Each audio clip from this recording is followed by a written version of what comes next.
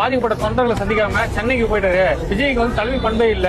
விஜய் தலைமை பண்புக்கு தகுதியானவர் சார். தகுதியானவரும் மக்களுக்காக நல்லது செய்யறதுன்னு அவர் வந்தாரு. ஒரு சீனியர் நடிகர் வந்து ஒரு பொலிட்டிக்கல் லீடர் வர்றதுக்கு எந்த விதமான தப்பெல்லாம் ஒண்ணு இல்ல. எவ்வளவோ பேர் வந்திருக்காங்க, எம்ஜிஆர் முதல்ல கொண்டு ரொம்ப பேர் வந்திருக்காங்க. ஆனா அவர் ஒரு நல்ல இடத்துல தான் வந்தாரு. பட் அவங்க ஒரு இன்சிடென்ட் நடந்தது பாருங்க. அந்த இன்சிடென்ட் மிகப்பெரிய காரணம் வந்து இவங்க தான். இவங்க டிசைட் பண்ண அந்த ஹியூஜ் கிரௌடான ஒரு பிளேஸை டிசைட் பண்ணதான் நம்ம தமிழ்நாடு ஆட்சியோட திமுகவோட மிகப்பெரிய தப்பு. அங்க இருக்கிற எஸ்பி டிஎஸ்பியோட மிகப்பெரிய தப்பு. அங்க இருக்கிற பொதுமக்களும் யாரும் வந்து இந்த ஒரு இடம் வந்து சூட்டபிளான இடம் இல்ல விஜயோட டிவி மீட்டிங் நடக்கிறதுக்கும். ஆனா அது தவிர ஒரு அந்த ஆட்சி வந்து ப்ராப்ளம் கிரியேட் பண்ண ஒரு இதுதான் பண்ணிருக்காங்க.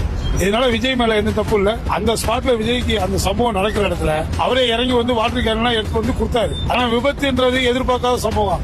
அதை விஜய் மேல எல்லாம் தப்பு சொல்ல முடியாது. எனக்கு என்ன அவர் வரணும், அவருக்கு ஒண்ணு மக்களை பத்தி நல்லா நடத்தணும். வந்தாருன்னா எங்களுக்கு நல்லது செய்யணும். ஊரு விட்டு ஊர் வந்து இந்த ஊர்ல போய் செஞ்சிடும். திமுக வந்து எங்களுக்கு எதுவும் செய்யல. முழுக்க காரணம் வந்து எடுத்தவனே விஜய்னு அப்படின்னு சொல்லிட முடியாது. ஏன்னா அவர் பார்வைக்கு வராரு, அந்த கரூர் தொகுதிக்கு வராரு. அதுக்குரிய வந்து இடத்த வந்து நம்ம ஆளுங்கட்சி தான் வந்து அதை ஏற்படுத்தி கொடுத்துருக்கணும். அது அவங்க பண்ணவே கிடையாது. பார்த்த வரைக்கும் அவர் நல்லவர் தான். அதுக்கப்புறம் சொல்றவங்கலாம் நம்ம கேட்க முடியாது. 2024 விஜய் ஜெயிப்பாருங்களா? ஜெயிப்பார். போன உயிர் திரும்ப வருமானா அது அவர் பொறுப்பு கிடையாது.